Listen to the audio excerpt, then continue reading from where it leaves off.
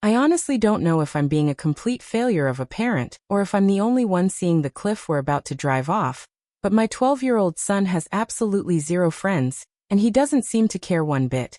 And I need to know if I'm overreacting or if this is as heartbreaking as it feels.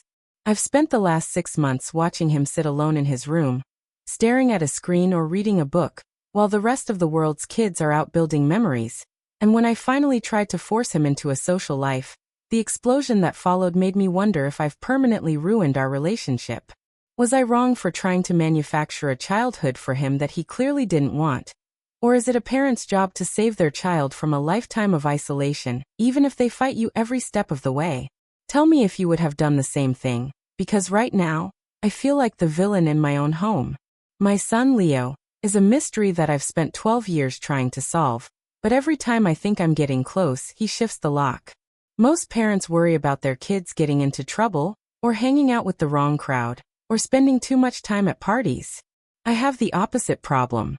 I would give anything to see a wrong crowd at my front door, or to hear the annoying sound of 3 or 4 middle schoolers shouting at a video game in the basement. Instead, our house is filled with a silence so thick you can almost feel it. It's a heavy, academic silence that feels more like a library than a home for a preteen. I look at him and I don't see a child. I see a person who has bypassed the messy, loud, fun parts of growing up and gone straight into a quiet, solitary adulthood. It scares me to my core because I know how lonely the world can be when you're an island, and I've spent every waking moment of the last year trying to build a bridge to him, only to find out he's been burning them as fast as I can lay the bricks. I catch myself looking at other families in the supermarket, the ones where the kids are annoying and loud. And I feel this weird surge of jealousy. I want the noise. I want the drama of a messy social life. Instead, I have a son who acts like a retired professor trapped in a 12-year-old's body.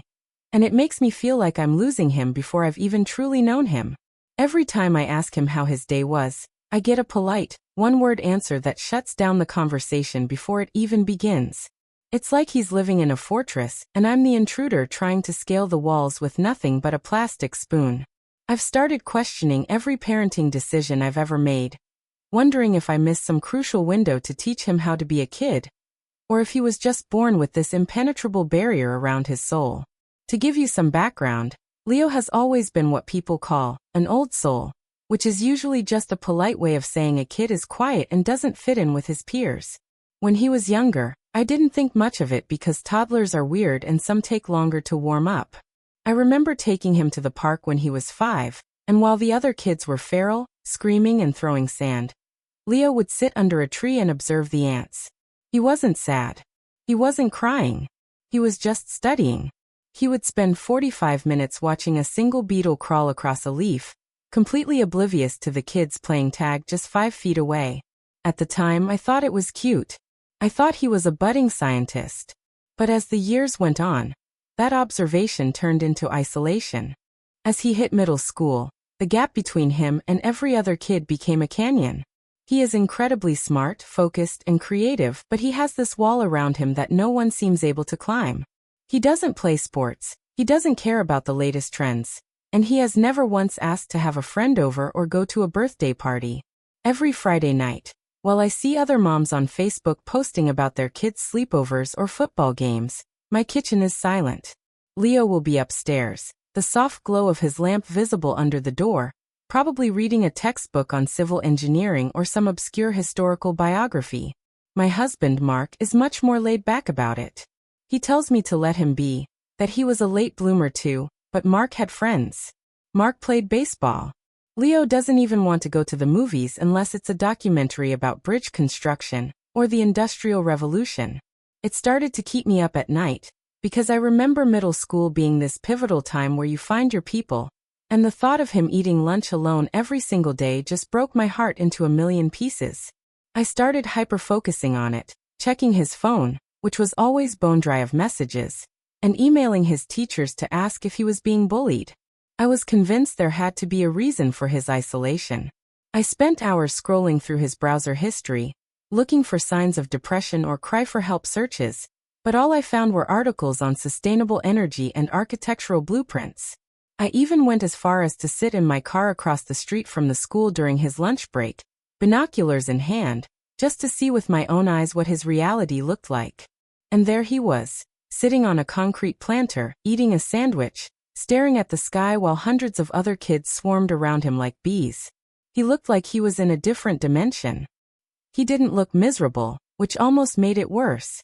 He looked content in his loneliness, and to me, that felt like a tragedy I had to fix. I started imagining his future. Graduation with no one to celebrate with, a wedding with an empty groom's side, a life of quiet rooms and cold dinners. My anxiety spiraled out of control. I began scouting for friends for him. I would watch kids at the park or at school events, looking for anyone who seemed even remotely like they might tolerate a quiet kid. I was like a talent scout for a team that didn't want to be built. I would even strike up conversations with other moms, subtly steering the talk toward their sons' hobbies, hoping to find a match. I felt like I was running a clandestine matchmaking service for a client who didn't know he was being represented. I was so convinced that he was missing out, that I never stopped to ask if he even felt like anything was missing. I decided that I couldn't just sit back and watch him become a hermit, so I came up with a plan that I thought was brilliant but, looking back, was probably the start of the disaster.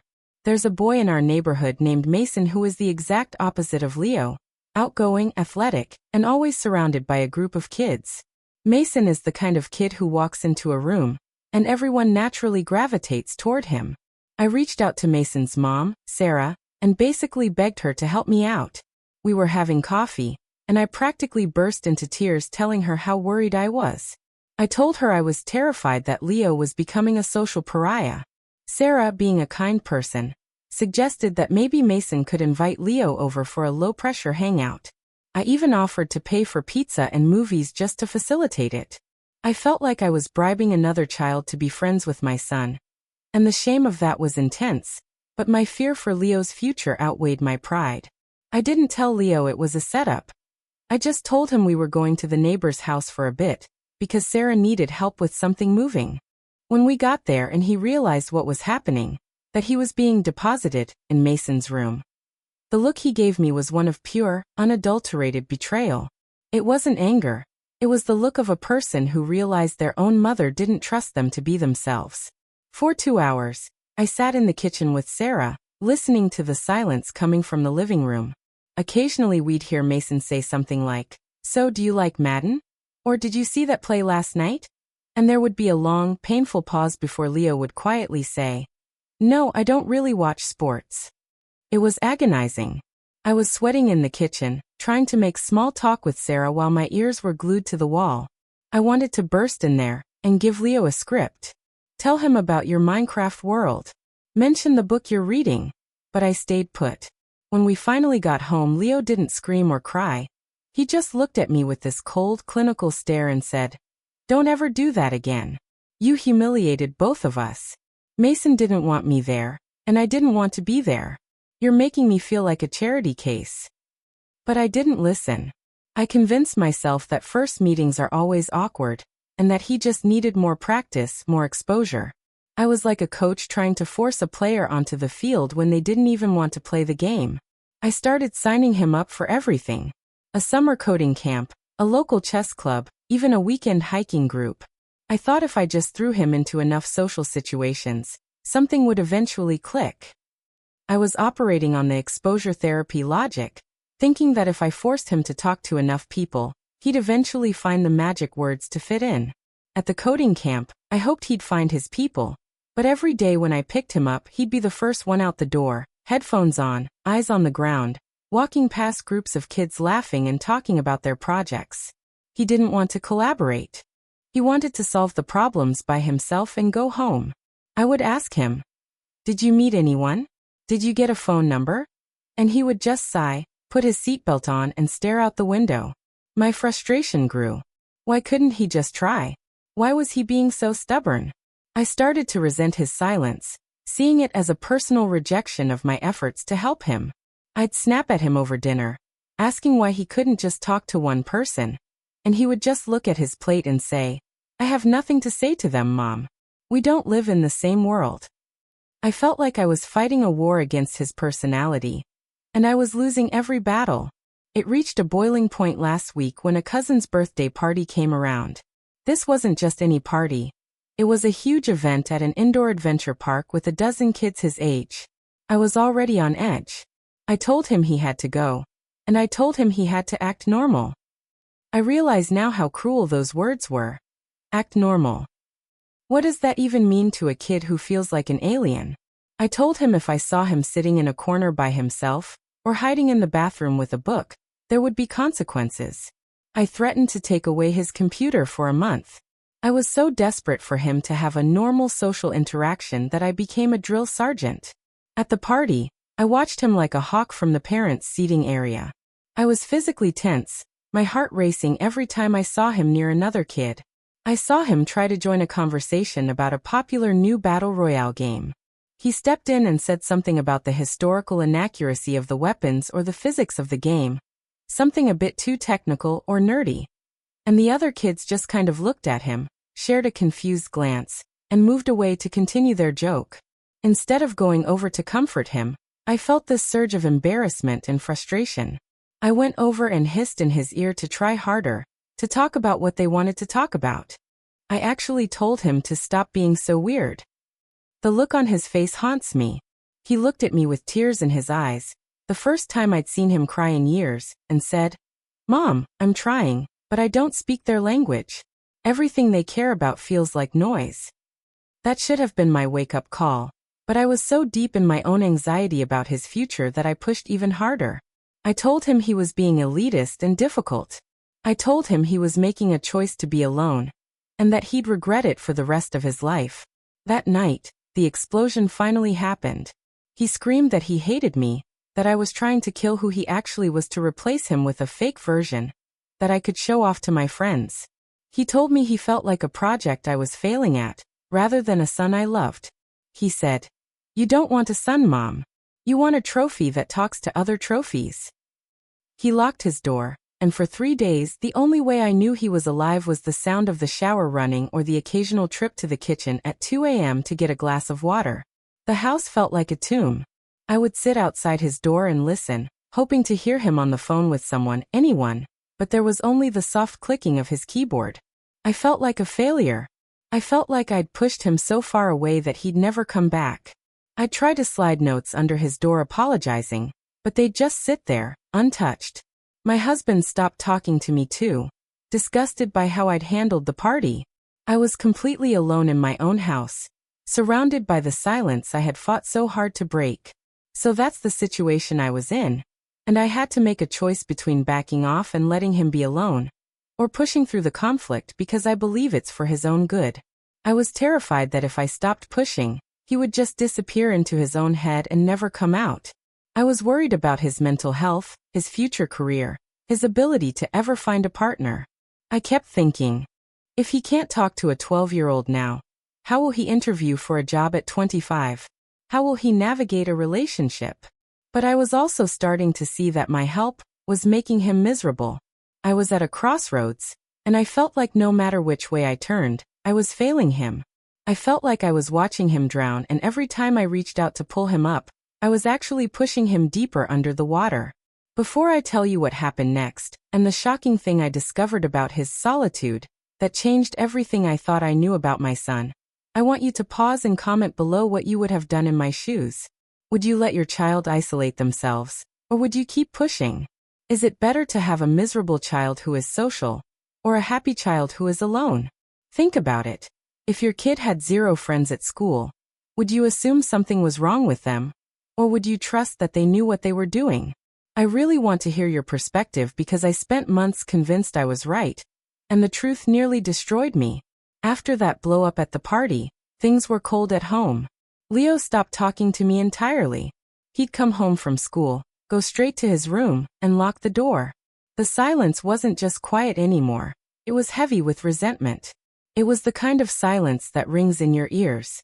My husband told me I needed to drop it, that I was projecting my own need for social validation onto a child who just genuinely preferred his own company. Mark said he's not lonely, he's just independent. You're the one who's lonely for him. You're trying to fix a problem that doesn't exist to make yourself feel better. I started to feel like a monster. I spent days crying, thinking I'd broken my son's spirit, and that he'd never trust me again. I started researching social anxiety and avoidant personality, trying to find a medical label for what he was doing so I could feel less like a bad parent. I wanted a diagnosis so I could say, see, it's not my fault, he has a condition. But then, a few days ago, I had to go into his room to get some laundry while he was in the shower. His laptop was open on his desk, which was rare. He usually keeps it shut tight and password protected. I know I shouldn't have looked. I know it's a violation of privacy. But I was so desperate for a sign, any sign, of what was going on in his head. I saw a chat window active. It was scrolling fast with messages, hundreds of them. My heart leaped. I thought, finally, he is talking to someone. He found a friend. I leaned in, expecting to see some teenage drama, or maybe him venting about me to a schoolmate. But when I looked closer, my heart stopped for a completely different reason. It wasn't a friend from school. It wasn't even a kid.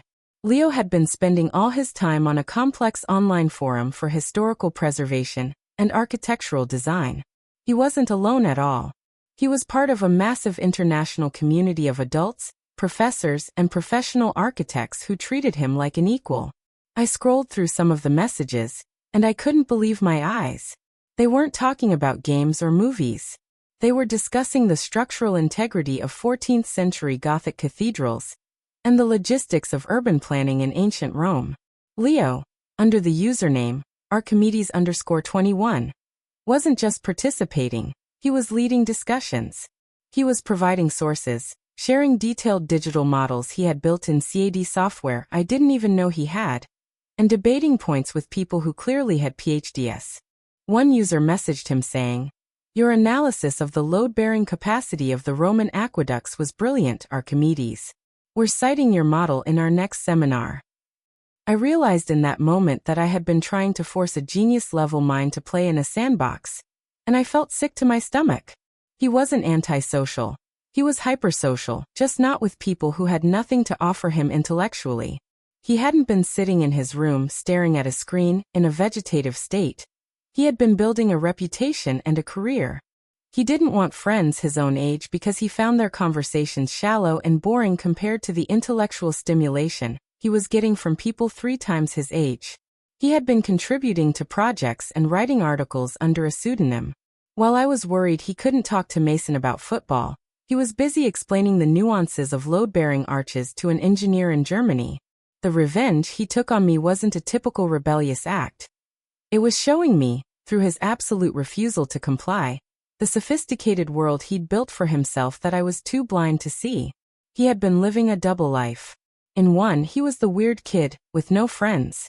In the other, he was a respected member of a global community. When he came out of the shower and saw me at his computer, I expected him to explode. I braced myself for the final bridge to burn. Instead, he just sat down on the edge of his bed and sighed. A long, weary sound that made him seem 40 years old. He didn't even get mad that I'd looked. He just said, "Now you know why I don't care about the birthday parties, Mom." He told me that school is a place he just has to survive, until he can get to his real life. He explained that he doesn't hate people. He just doesn't have anything in common with 12-year-olds who only want to talk about TikTok dances or sports.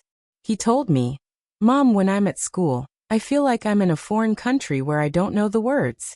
But here, on my computer, I'm finally home. These people don't care that I'm 12. They care that I'm right. They care that I'm useful." He showed me his work, 3D models of cities that were so detailed it took my breath away. He had designed an entire sustainable city from scratch, complete with water filtration systems and energy grids. I apologized until I was blue in the face. I cried and told him how sorry I was for making him feel like he was broken. I told him I was the one who was blind, not him. We sat there for hours, and for the first time in years he actually talked to me, not as a child being scolded, but as a person sharing his passion. He talked about his dreams of studying in Europe, about how he wants to save historical landmarks from climate change. He was brilliant, and I had almost extinguished that light because I wanted him to be normal. The aftermath is that I've pulled him out of all those forced social groups and the friendship dates. I called Sarah and apologized for using her son as a social experiment. We're looking into specialized programs and early college entry options where he can be around other gifted kids, and I'm learning to be okay with the fact that my son's path looks nothing like mine. I've realized that my anxiety was never about him, it was about me. I wanted him to have friends so I could feel like a successful mom with a normal kid. I was using him to soothe my own insecurities about being different. The consequences were a massive reality check for me as a mother. I almost lost my son's trust because I was more worried about what the neighbors thought of his social life than what was actually going on in his head. I had to confront my own ego. I had to realize that my son doesn't need me to fix him. He needs me to support him. We're healing now, but it's a long road to earn back the trust one burned. He's still quiet, he still eats lunch in the library, and he still doesn't care about the middle school social hierarchy. But now, when I see him in his room at night, I don't see a lonely boy. I see a brilliant architect building his future, one pixel at a time. I've started learning about architecture myself just so I can have something to talk to him about. It's hard, and I'm nowhere near his level, but he appreciates the effort. I've realized that my job isn't to force him into a world where he doesn't belong, but to protect the world he's built for himself. It's been a humbling lesson in parenting. I've had to learn that sometimes, the wrong behavior is actually just the right behavior for a different environment. I look at him now and I don't see a kid with no friends. I see a kid with a global network, a vision for the future, and a mind that is far too big for a middle school hallway. I'm proud of him, not because he's normal, but because he's uniquely, brilliantly himself. I'm the one who had to grow up, not him. This whole experience taught me that normal is a dangerous word to throw around, especially when it comes to our children.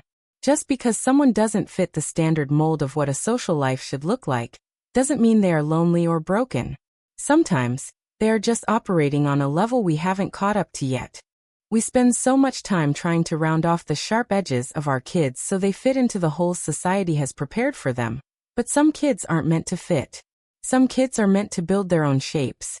If you're a parent out there struggling with a kid who doesn't fit in, please, I beg you, look closer. Don't assume they are missing something. Maybe they've already found something better than what you're trying to give them. If you've ever felt like you were being forced into a box that didn't fit, or if you've struggled with a child who is different, I hope this story reminds you to look a little deeper before you try to fix what might not even be broken. It's okay to be an island if you're building something beautiful on it. And it's okay for a parent to be wrong, as long as they are willing to listen when their child finally speaks. Like this video if you were on my side, or if you think I learned my lesson the hard way. Subscribe for more stories like this, and please share your final thoughts on this whole mess in the comments section. Did I overstep too far, or was my concern justified? Have you ever had to deal with a child who just didn't fit in? Let's talk about it in the comments. I'll see you all in the next story.